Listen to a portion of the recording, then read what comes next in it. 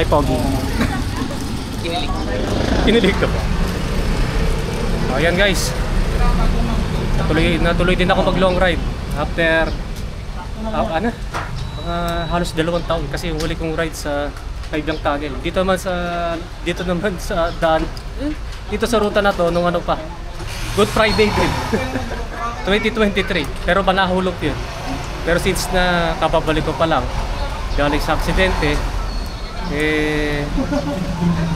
wala pa yata ako isang taon na nagbabalik ng mag-ensayo. Puro Bermosa lang ako at wala naman ako talagang long distance ride, yun lang. Yun, ako tulong ng Diyos naman, nakarating ako dito sa Pagsangan mula Bacoor, Cavite. Ano. Ito kasi, problema ko kasi wala akong motorcycle escort kasi wala akong budget. Kaya tinry ko yayain to si Papa Jose Marie Chan. Yun pala, pwede pala siya, no? So nakita niyo yung video namin mula Victoria hanggang dito sa Bagsangan kasi nga syempre limitado tayo sa battery life. Tsaka kawawa yung computer. Ilang gigabytes yun? So, anong oras tayo dumating? Mga 7:25, 26. Ilang oras ang biyahe natin mula Bacoor? Siguro kung yung talagang yung medyo pacing, mga 2 hours 30 lang. Baka wala pa. Siguro nag-average speed kami mula Bacoor hanggang dito na nasa mahigit 30 kilometers per hour. Yan yung aming total average speed. Pero ngayon, hinto muna kami dahil nga kapabalik ko pa lang sa long ride. Tapos, ito yung Good Friday na pinakamatraffic. Siguro sa na-late kami. Doon pa lang sa saan pa lang traffic na sa may National Road, sa may sa may Santa Rosa, Binyan Santa Rosa, tapos sa Los Baños, yan traffic. Pero pagdating ng bayan, medyo. Then ito na, medyo pahinga muna ako matagal kasi tagal na akong long ride eh. Akit pa ako ng Kaliraya, backpack pa yung dala ko. Kaya ko ba? Makakaya ko ba? Doon ko makikita doon ko malalaman kung yung 40T na chain tapos 11T na sprocket, kung pwede, di pa magiging bitin. Kaya kakain muna kami, ito lang kakainin namin. Doon na lang kami kakain naman namin sa California tuloy. Kaliraya Sunrise. Kaya kain muna kami. Yan guys, tapos na kami doon sa merienda namin. Time check, 7:40 to 7:49? 7:49. Yan, 7:50 larga na kami. So, magsisimulot. Kasi kung kakakayanin ng na memory ng DJ ko, doon ka na mag-record doon sa ahon, sa may kan. Yan, mag-resume na kami. Yeah guys, magsisimulan na kaming umahon papuntang Kaliraya Lake. So, ang ruta namin dyan sa kanan, kasi yung diretso, yan yung ruta ng mga nagre-reverse Laguna Loop. Yan, so yan. Diyan kami sa kanan, ay magsisimula na kaming umahon at magsisimula na rin tumaas yung gradient. Diyan na rin magsisimula yung ingay ng bottom bracket ni Jose Marie. Testing! Hindi ko pa alam ano mangyayari sa akin. Kanta na ang bottom bracket ko. Kaya dapat guys, matuto tayo mag-repack ng bottom bracket sa bike. Yun nga guys, since na first time kong iaahon tong Sunpid Spark na fat bike, yan, kakapakapa muna ako kung ano yung gearing na gagawin ko at saka yung pacing. Pero actually, hindi naman yan yung first time ko na ever na gumamit ng fat bike papunta Kaliraya. Actually, nakagamit na ako dati. Way back pa, noong year 2016. November 1, anniversary dati yun ng Hardcore Cycling Club. Pero marami kami noon at doon kami sa Kabinti umahon. Yung ride na yun, maraming aberya, maraming hintayan, kaya matagal ang biyahe namin noon.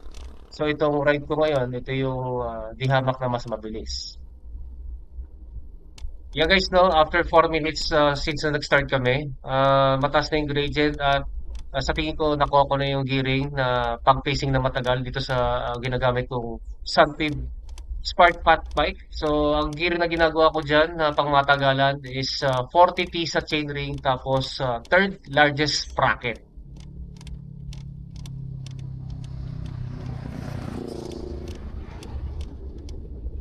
Yeah guys, no, 16 minutes since na start kaming umahon. Ayan, sinubukan ko pang mag time trial position sa ahon.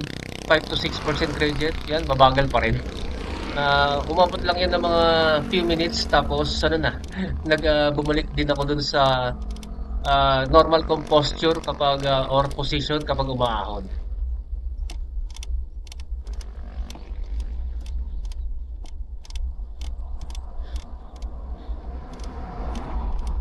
Lapit na 2-3 kilometro na lang.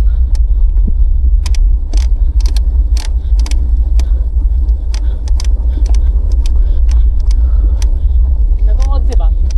Nag-11, oo. Para tingnan ko tama yung calibration ng kilometer ko. Naka 11 ngayon. 10. 11. Yan, 11 tayo ngayon.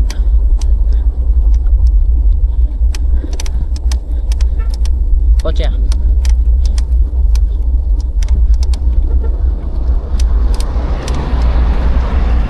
Para tandaan ko to 2 kilometro na lang pag yan. Di boss.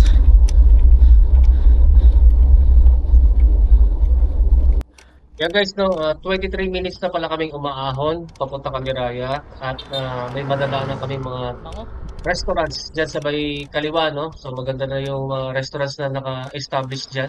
So balik tayo dito sa pacing ko. 5 to 6% gradient pa rin, ganun pa rin yung speed ko, no? At ganun pa rin yung gearing ko.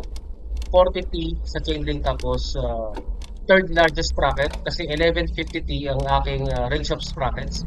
So, yan pa rin yung position ko kasi sinubukan kong tumayo nung start ng ahon kaso nga lang hindi ako naging komportable. Dahil na siguro dahil sa mabigat tong fat bike na to 16 kilograms. So, nagstick na lang ako sa ganyang position hanggang dun sa dulo ng ahon. Yan guys, no, malapit na kami dun sa pinakatuktok ng ahon, diyan papunta Kaliraya. So bumababa na yung gradient at medyo gumagana yung padjak. Ayan, nakita nyo na 1% gradient na lang. Yan, patapos na yung ahon dyan. Yan, zero na. Nagpa-flatten na. Yan, magsisimula na tayong lumusong. May maliit na Yan, ahon yan eh, pero kaya naman ibuhin. yan, lumulusong na kami. Parang di mo na kailangan pumadyak. Negative 1 na ang gradient. Pabulusok na yan ang pabulusok palusong. At natapos na rin yung ahon namin doon, no? Medyo ano na nga, medyo tumitibok-tibok na yung binti ko. Yan, bumibilis na kami.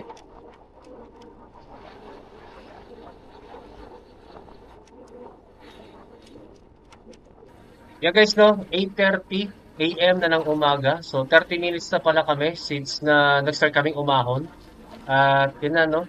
Nag-level out na yung lugar. So, una, ahon, tapos lusong, konti, tapos ito na, patag na. So, malapit na kami dun sa destination point ng Arco ng Kaliraya at dun sa may kakainan namin sa Kaliraya Sunrise. Doon lagi kami kumakain every time na pupunta kami dyan sa Kaliraya. Yan. So, yan, medyo nag-ignore kami dahil meron dyan parang checkpoint. Yan, may parang barricade kasi dyan, no? Yeah. So, yan. Resume na ulit kami ng facing. Yan. Actually, nandyan na yung lake eh. Diyan sa may bandang left side. Sa left side ng sa kalsada, no? So, yan. Malapit na kami. Yan guys, no? Mga ilang metro na lang at nandun na kami sa arko ng Kaliraya. Yan. Doon pala sa gilid, sa may side na kalsada, concrete barrier na. Dati kasi hindi, no? Yan. So, malapit na kami sa arko ng Kaliraya. So, mga 32 minutes pala. Simula nung nag-start kaming umahon. Sprint! Yan. Yan, angat-angat pa ng konti. Hindi na kaya kasi sobrang bigat na. Yan. Pahinto na kami. At nandiyan na yung arko ng Kaliraya.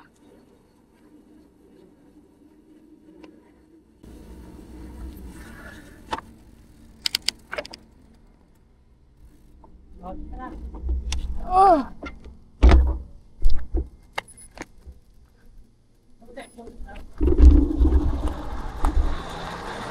po to sa...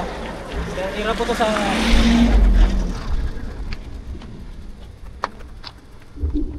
Ayan na. Kaliraya na. After 2 years. Ay, 2 years ba? Hindi, 3. Tama, 2 years. After 2 years, kaliraya. Pero ito sa fat bike. Yan. Ang pacing ko siguro kanina, pinakamataas na yung 13 sa ahon. Tapos ang maintaining talaga, 10 or 11. Yan. Tinatanong ko yan kay ano eh. Kasi yung calibration ko sa speedometer, hindi ko alam kung tama eh. Nagtutugma naman eh, no? Medyo may ano lang, parang mas lamang yung akin, minsan. Mas labang yung sa'yo, no? Minsan 11 ako, tapos nakalagay sa'yo 10. Okay. Ayun, yun. The usual, doon kami sa Kaliraya. California pala. Kaliraya Sunrise. Yan, diyan kami lagi. Yan, lagi ako kumakain. So, punta muna kami doon. Ngayon, muna. Yun, oh. Ayan, ang ganda dito. Ito yung wala sa Kaibiyang. Ang lake, ang elevated lake ng Kaliraya. Para kalendaryo lang, oh. Yan, dito kami sa California tuloy. Napapa-California ako eh. Kaliraya Sunrise yan. Mag-order kami. Yan si Idol yung... Tignan ko, ano? Ano ba order natin? Food trip. Ay, ikaw na. Ikaw na maganda. Ako bahala. Yan. Puti sumama siya eh. Kaya sagot ko lahat yung pagkain niya. Fully sponsored. Ano mo ba alam ng page na siya? Fabric HC. 2023 yata huli ko eh. Kasi naksidente ako dati kaya di na balik ngayon lang. Taga saan po ba kaya, sir? Bakor. Bukong lang. Ito Imus pa eh. Ano sa'yo? Ano na ako? Magsisilog lang ako. Bike na kayo. Kaya? Ano oras po kayo umalis doon? Mga lasing ko. Isang top silog tsaka ano. Yung ano, Mickey Bihon doon. Mickey Bihon tsaka isang Sobrex malaki. Yan eh, baka hantayin muna namin yung pagkain namin. Ayun na, makain na kami. Yan, sarap dito talaga sa Kaliraya. Ayan o. Kita-kiting lake. Yan, so ang ahon ko kanina, pangatlo sa pinakamalaking sprocket, tapos 40T. Tapos pagpatag naman na medyo mahin-mahin ng konti, 4811. Kaya kanina, papunta ka pagsangan, medyo sumisigaw na yung binti ko. Tapos doon naman dyan naman sa pocket sa Kaliraya, bago lumusong medyo tumitibok-tibok na yung medyo tumitibok-tibok na yung binti ko sa kanan. Buti na lang, medyo maikli. Kaya sakto lang yung Kaliraya eh. Kulokban siguro, wala. Baka mapulikat ako. Kasi yung Lokban, 100, mahigit 100 kilometers eh. Haba nun. 25 km na ahon. Oo, di bali sana kung puro di bali sana kung tulad dati na regular yung ensayo ko. Kaso nga lang, since na may pasok na ako, sobrang limited lang yung saddle time ko saddle time ko everyday. Kaya milagro na rin na nakarating ako dito. Kahit hot bike lang. kanina nga bago kami sabi ko kakayanin ko ba? Basic lang. Wow, basic. Basic lang yun tayo. Nye. Oo nga, open pipe na ako kanina. Open pipe na. Ayun, kaya busin na muna namin. Tapos mamaya, magko-closing na kami. Yan, tapos na kami kumain at 9:32 na. Maya alis na kami. Pauwi na kami para siguro mga tanghali. Yan, nakauwi na kami. Pakita ko lang yung Strava kasi ngayon ko lang naayos to yan. Teka, wala. Ayan,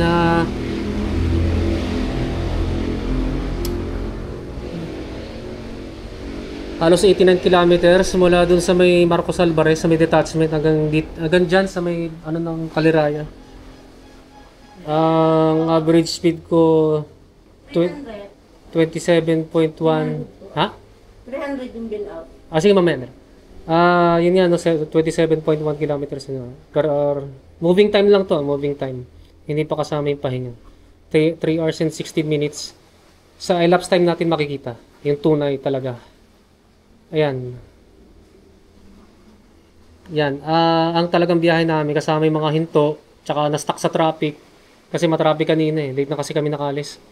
3 hours, 46 minutes, and 3 seconds. Yan yung... yan talaga yung oras namin na lapse time. Kasama na yung hinto tsaka pahinga sa 7-Eleven. Yan, so... Yan, pauwi na rin kami. Hanggang dito na lang ang aming video. Shoutout ka na. Shout out po sa magulang ko. Thank you sa pagpapayag sa ride na to. Tsaka po sa- Ayun, so salamat din sa iyo, idol, at pinayagan ka kasi. Pag wala tayong wala tayong camera wala akong cameraman eh. Wala mo ng content. Walang content eh. Kasi pangit naman yung gagano-gano ko pag nagbabike. Hindi naman ako pasyal vlog eh. Nag-trial vlog kasi ako. Kasi interruption yun eh.